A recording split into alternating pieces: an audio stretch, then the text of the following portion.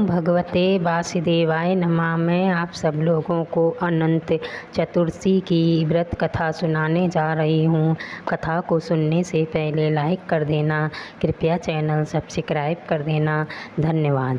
कथा पढ़ने और सुनने से होती है लक्ष्मी की प्राप्ति, इसलिए कथा अनंत चौदस की आप सब लोग ज़रूर सुनिए। धन्यवाद।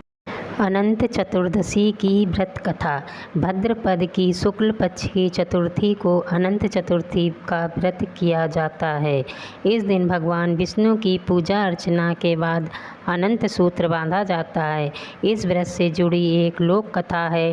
पौराणिक ग्रंथों के अनुसार प्राचीन समय में सुमंत नाम के एक ऋषि हुआ करते थे। उनकी पत्नी का नाम दीक्षा।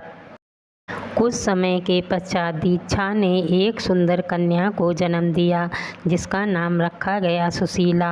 लेकिन कुछ ही समय के पश्चात सुशीला के सिर में मां का साया उठ गया। अब ऋषि को बच्ची के लालन पालन की चिंता होने लगी, तो उन्होंने दूसरा विवाह करने का निर्णय लिया। उनकी दूसरी पत्नी और सुशीला की सौतेली मां का नाम कर्कश था। वह अपने नाम की तरह स्वभाव से भी कर्कश थी।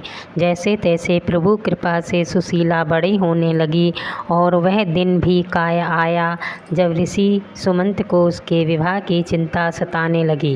काफ़ी प्रयासों के पश्चात कौंडिक ऋषि से सुशीला का विवाह संपन्न हुआ, लेकिन यहाँ भी सुशीला को दरिद्रता का ही सामना करना पड़ा। उन्हें जंगल में भटकना पड़ रहा था। एक दिन उन्होंने देखा कि कुछ लोग अनंत भगवान की पूजा कर रहे हैं और हाथ में अनंत रक्षा सूत्र भी बांध रहे हैं। सुशीला ने उनसे अनंत भगवान के व्रत के महत्व को जानकर पूजा का विधि विधान पूछा और उनका पालन करते हुए अनंत रक्षा सूत्र अपनी कलाई पर भी बांध लिया। देखते ही देखते उनके दिन फिरने लगे। कौंडिक ऋषि में अहंकार आ गया कि यह सब उन्होंने अपनी मेहनत से निर्मित किया है। काफ़ी हद तक सही भी था। प्रयास तो बहुत किया था। अगले ही वर्ष ठीक अनंत चतुर्दशी की बात है। सुशीला अनंत भगवान का शुक्रिया कर उनकी पूजा आराधना कर अनंत रक्षा सूत्र को बांध कर घर लौटी तो कौंडिक को उसके हाथ में बंधा वह अनंत धागा दिखाई दिया और उसके बारे में पूछा।